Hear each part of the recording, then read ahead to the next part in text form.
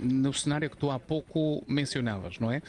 Uma carra rural com os seus melhores escaladores, e esta equipa tem excelentes escaladores. Foram buscar este ano o José Félix Parra à Kern Pharma, que é corredor de top 20 na volta à Espanha, mas já tem o Abel Balderstone, o Jaume Guardenho, e portanto são ciclistas fortes. Não estamos aqui a falar de ciclistas que não tenham demonstrado já resultados, não. O Guardenho e o Balderstone, o ano passado, fecham entre os melhores a volta à Espanha, fecham top 15. Portanto, são corredores com muita qualidade.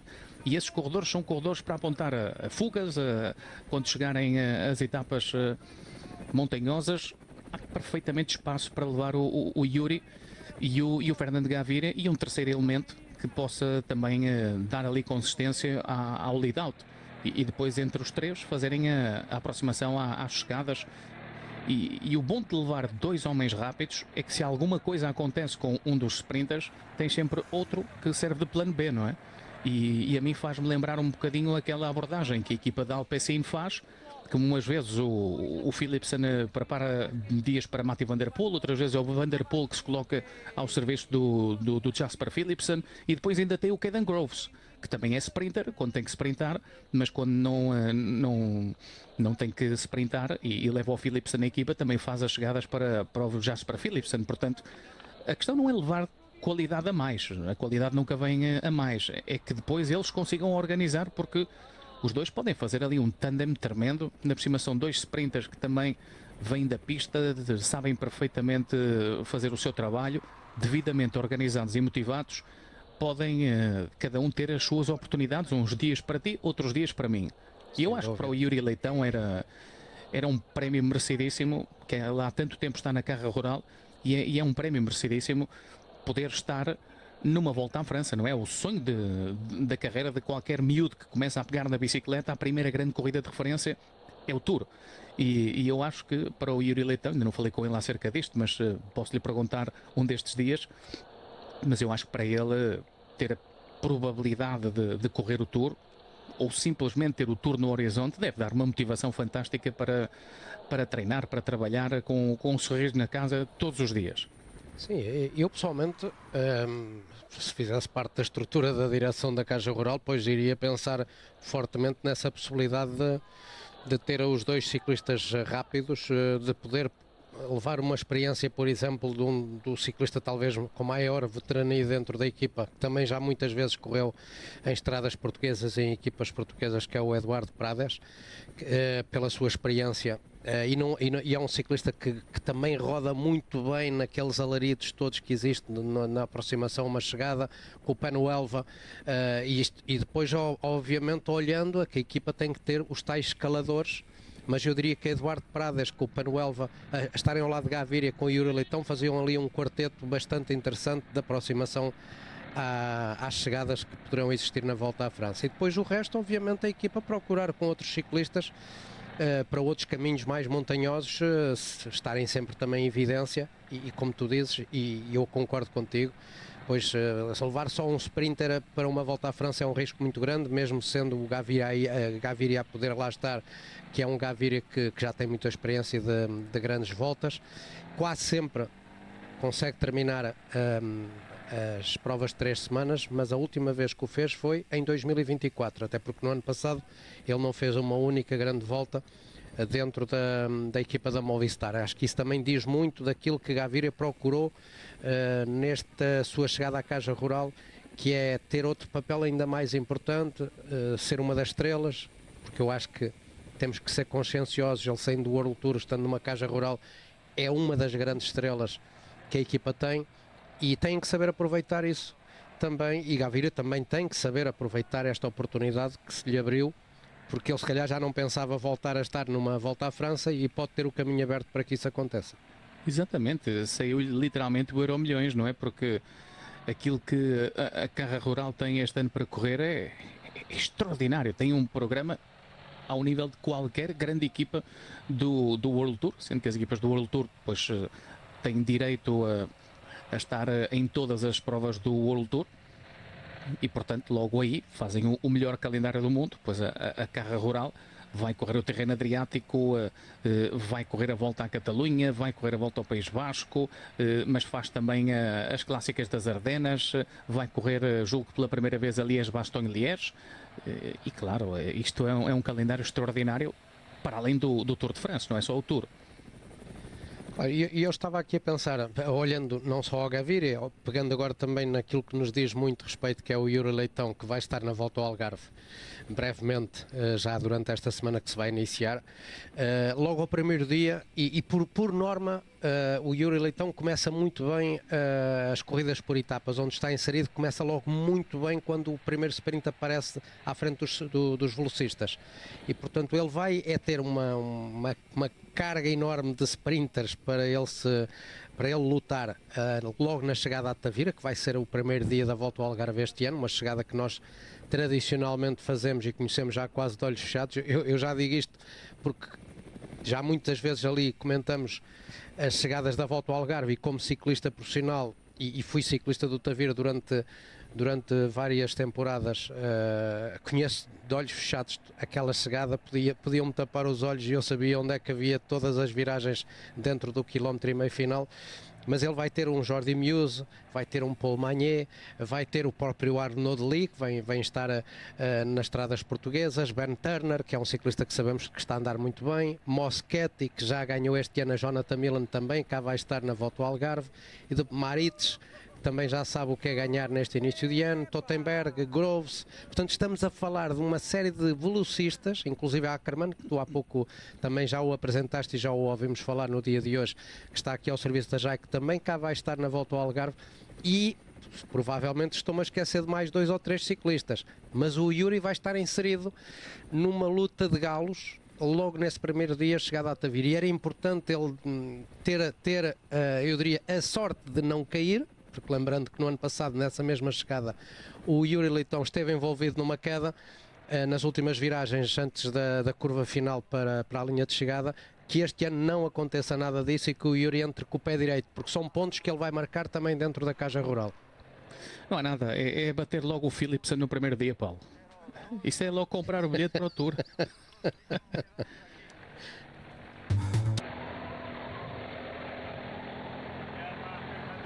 Está-se a rodar muito rápido nesta fase da corrida. Atenção, porque vamos provavelmente na fase mais rápida da jornada.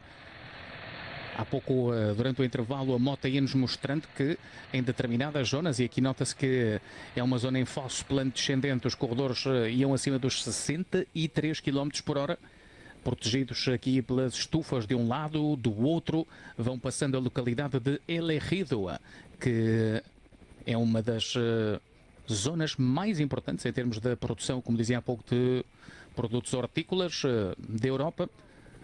E era bom que a Câmara nos mostrasse o plano mais aberto para poderem ver o tal mar de plástico, como é conhecida esta zona da costa de Almeria. Porque aqui o difícil, quando a imagem passa lá para cima para o helicóptero e abre o plano, é vermos outra coisa que não sejam estufas. É impressionante, impacta ver esta zona de Almeria, que tem realmente coisas muitíssimo bonitas ali junto ao mar, mas depois também tem esta parte que é tão necessária para alimentar a população na Europa, porque realmente se não houver produção, se não houver campo, se não houver um forte setor agrícola, depois quando chegamos ao supermercado encontramos prateleiras vazias. Aqui vamos vendo um homem que quer encher as prateleiras da NSN de troféus, que é Biniam Girmay. Já venceu a primeira etapa da volta à Comunidade Valenciana. É sempre bom entrar a ganhar. Ele entrou a ganhar logo ao primeiro dia. Biniam Girmay, que aqui nesta clássica, pois anda de olho nesta clássica.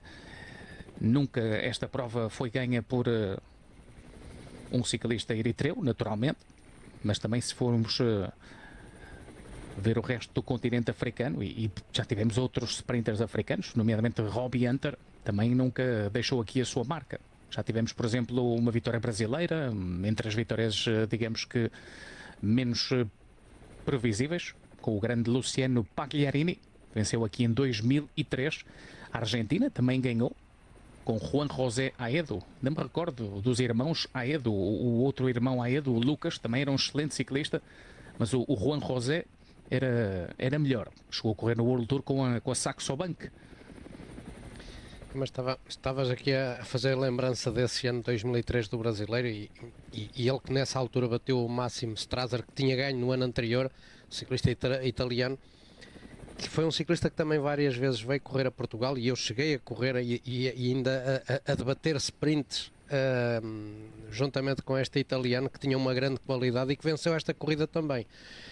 Portanto, um italiano que eu recordo-me perfeitamente, para lá de muito bom atleta que era um daqueles sprinters que eu considero um sprinter leal. Era um sprinter que não encostava os rivais às baias quando sentia que não tinha força para os derrotar, e então por vezes o sprinter tem aquela tendência de levar o adversário às baias para o assustar, e ele era corretíssimo nos sprints.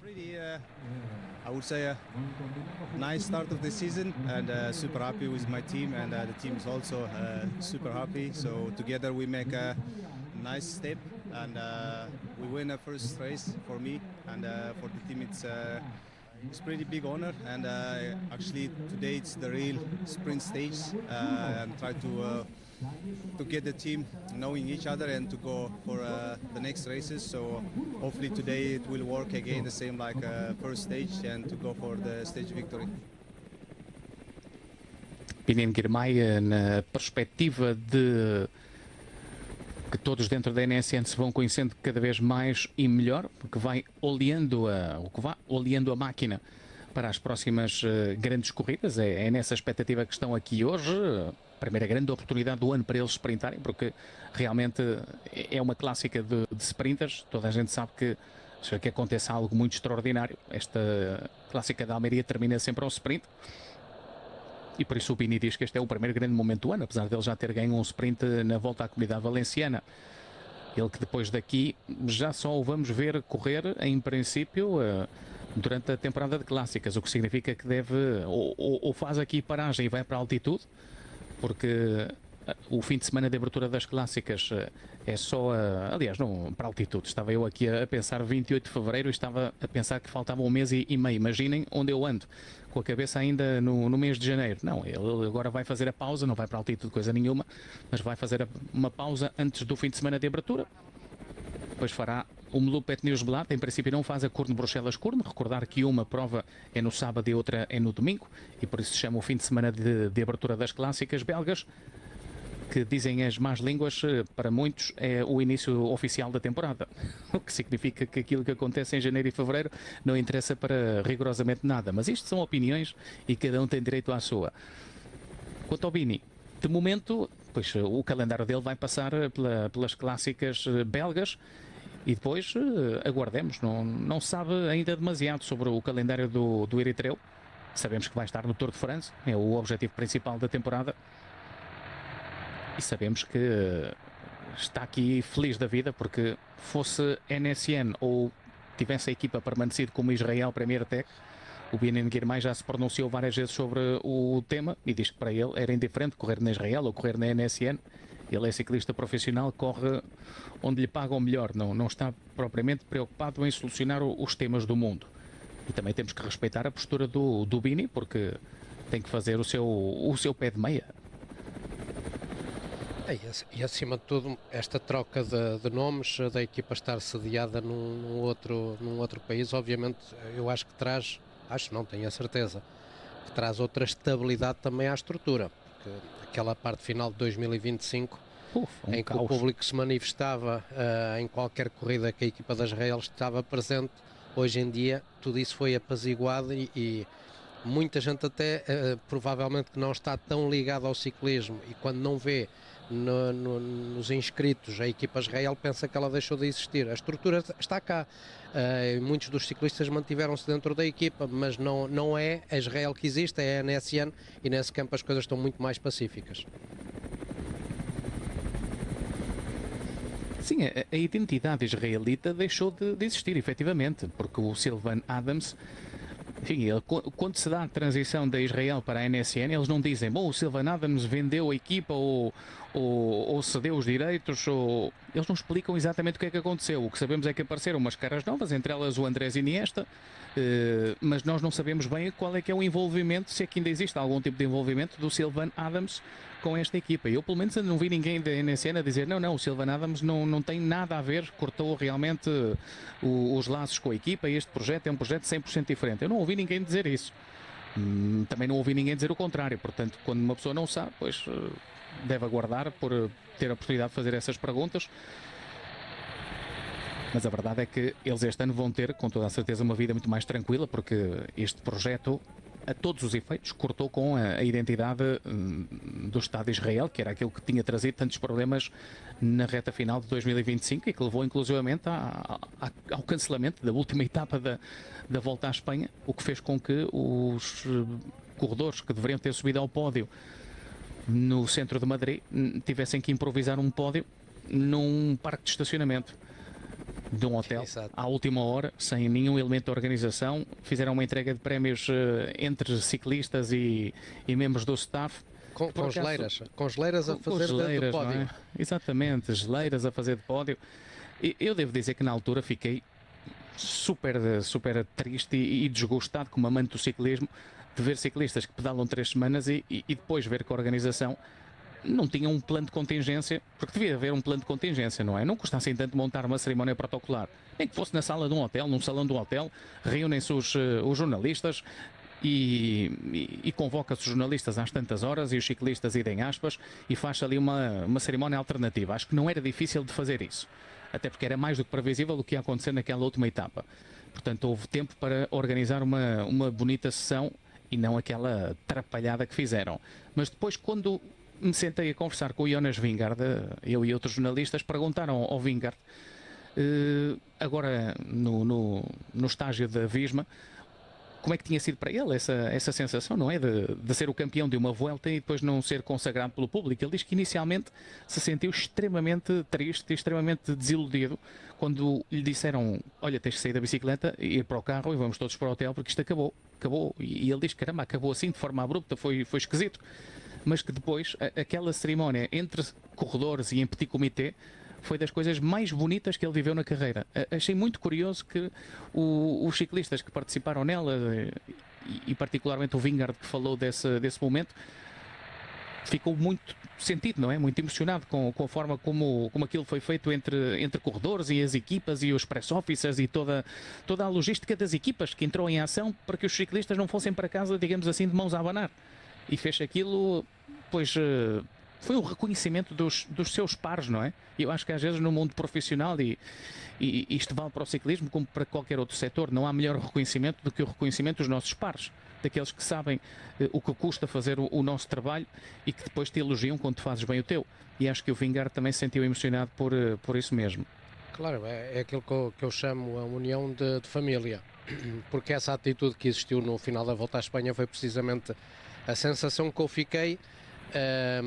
A dada altura também fiquei com o mesmo pensamento e olhar que tu estavas agora a referir dos teus sentimentos naquela fase da Volta à Espanha, em que se tornou uma corrida profissional a uma corrida amadora, mas depois ao mesmo tempo eu procurei estar no lugar de quem procurou aquele momento e realmente foi essa união, esse reconhecimento ao esforço dos ciclistas durante 3 semanas em que não se podia deixar esquecer quem ganhou, quem fechou as 3 semanas com muito esforço, mesmo com tudo aquilo que rodeava o final da Volta à Espanha. Portanto, é algo que nos vai ficar sempre na memória, até porque nós tivemos o João Almeida no pódio, nesse também pódio que estamos agora a referir, e falávamos nós da Israel, e a Israel que agora é uma equipa suíça, sediada na Suíça, mas não deixa de ter israelitas, porque eles tinham 3 israelitas e com qualidade, atenção, porque tem o Ayhorn, o Kogut, que são 2 bons velocistas, ainda tem o Reisberg, que é um atleta que muitas vezes também o vemos competir, e foram buscar a equipa satélite o Roten 10, que é mais outro ciclista israelita. Portanto, eles não deixam de ter identidade nacional dentro desta estrutura agora da Suíça, porque os ciclistas esses continuam a existir.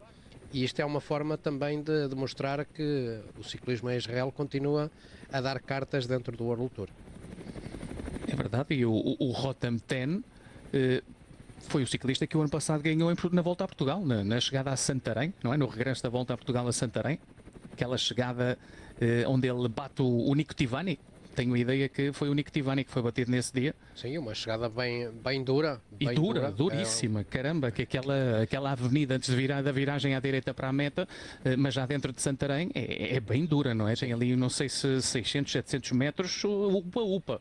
Tem até mais do que isso, Gonçalo. É um local que eu conheço, 1 quilómetro e pouco, vem deslavado, quem vem da zona do Cartacho, e depois começa a subir em direção ao Santarém para virar à direita para a reta da meta, mas quando se entra na reta da meta é quando tu tens que ter explosão para sprintar, e o Tivani, que nesse dia até eu achava que era ele que iria ganhar, acabou por ser derrotado por este jovem ciclista israelita que bateu o argentino, que depois viria a conquistar a camisola por pontos no final da Volta a Portugal pelo segundo ano consecutivo.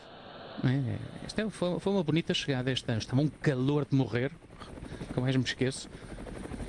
É ali também perto da terra do Marco Chagas, não é? E recordo-me porque nesse dia estava a ouvir também os comentários do Marco Chagas na RTP, e a verdade é que aquela chegada a Santarém, acho que há muitos anos que não se fazia, e foi uma chegada bem disputada. Até houve uma quedazita, se não me equivoco, e o Rotem Ten aproveitou muito bem para surpreender, e surpreendeu de que maneira, que eu nunca na vida dava nada pelo Rotem Ten ganhar ali em Santarém, e ele chegou lá e enganou toda a gente. Aliás, a Israel, o ano passado, com a sua equipa sub-23, chegou à volta a Portugal e ganhou 4 etapas, e 2 delas com o Brady Gilmore, que este ano já tem um top 3 numa corrida do World Tour, na Cadel Evans Great Ocean Race. Um sprinter muito interessante, com muito punch, que venceu em Viseu, venceu daquelas etapas com o final que é preciso um kick importante. Trabalha muito bem, não é? Porque a equipa de desenvolvimento era trabalhada pelo Ruben Plaza. Sim, o Gilmore que está cá nesta corrida que estamos aqui a ver, o sprint entretanto agora ultrapassado em Roquetas del Mar. Sim. Pois já vamos para a primeira passagem na meta. Já estamos na localidade onde termina a corrida e estamos na meta volante, mas nós já vamos dentro de Roquetas del Mar. Agora é o circuito urbano ao qual vamos dar várias voltas. Eu ando aqui às voltas também, eu na minha cabeça, porque falei da chegada a Santarém, e vocês já sabem como é que nós somos aqui em estúdio, não é? Não tanto Paulo Martins, mas eu estava a pensar que eu nesse dia recebi um presente. Foi um espectador do Eurosport que muito amavelmente me foi levar uma caixa dos docinhos típicos de Santarém. E eu andava aqui a tentar puxar pela cabeça como é que se chamam aqueles docinhos típicos de Santarém.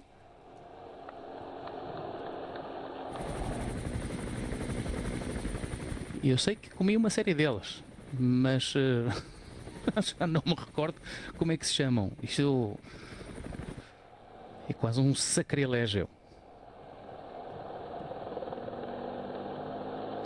Mas ficaste barriguinha cheia, certo? Disso não te esqueças. Foi uma surpresa, e eu tinha lá por acaso os pampilhos. Ai, caramba, Paulo Martins, eu andava aqui, não me perguntem que há por ciclistas. Agora, se for para falar de doçaria tradicional, aí à vontade, eu movimento muito bem nessa área.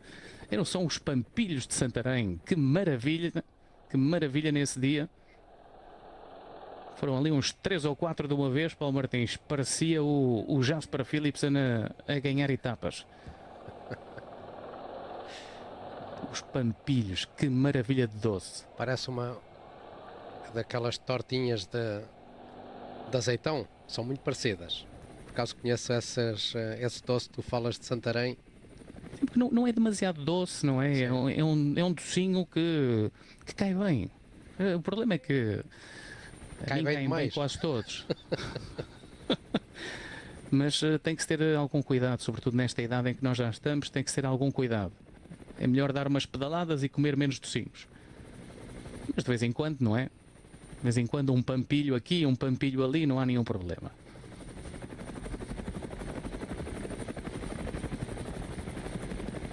Vamos ouvir mais um candidato à vitória de hoje, Milan Frettin.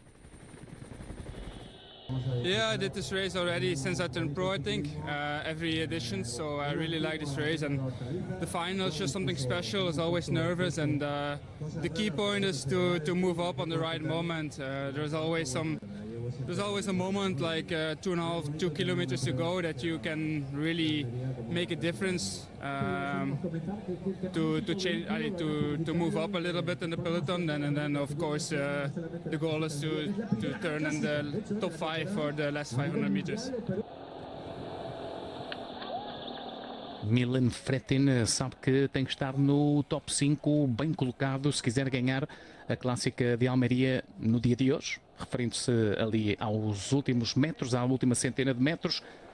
Mais um corredor que parte com muita ambição, o sprinter belga da Cofidis, o campeão do ano passado, e aqui estamos a ter quase que uma antevisão do que vai ser a abordagem à meta. Aliás, não é quase, estamos mesmo a ter a antevisão da abordagem à meta. Mas claro, quando aqui se passar na última passagem, em princípio já teremos pelotão compacto, e não só na última, na penúltima também, porque os corredores antes disso anulam a fuga. A fuga está perfeitamente controlada. Estrada boa, estrada larga, bem asfaltada. Aparentemente sem grandes empecilhos em termos de mobiliário urbano. Os organizadores, juntamente com os municípios por onde vão passando as corridas, têm sempre o cuidado extraordinário de remover lombas, pilares, tudo aquilo que tem que estar presente numa cidade, por uma questão de ordenamento do território, mas que depois pode significar o perigo para os ciclistas. Pois naturalmente voltam a instalá-los, mas para que a corrida seja feita, pois muitas vezes estes elementos são retirados, e é um cuidado enorme que os municípios têm para poderem receber provas de ciclismo. Mas como se pode ver, é uma chegada que tem tudo para ser uma chegada limpa, Paulo. Estrada bastante alargada, perfeitamente asfaltada, limpa, boa largura. Nem aquela curva à esquerda é tão apertada quanto isso, como para transformar este sprint em algo caótico.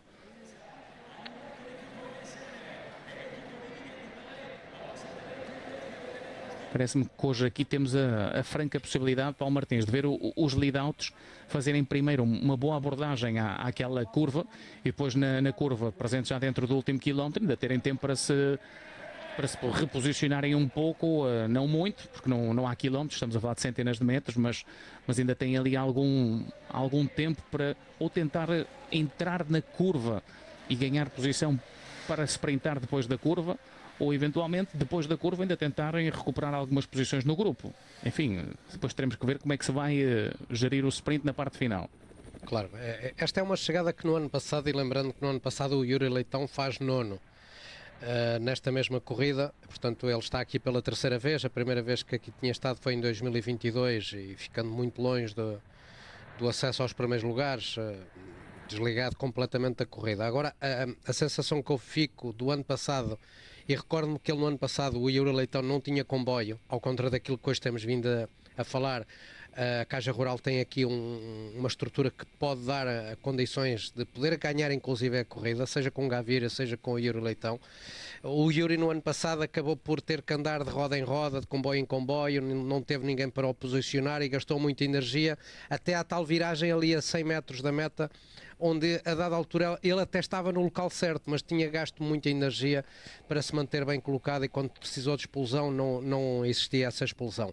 E aquilo que fica-me na mente daquilo que agora recordamos do dia de hoje é que realmente aqueles últimos 2 km não vão ser fáceis, vão ser caóticos.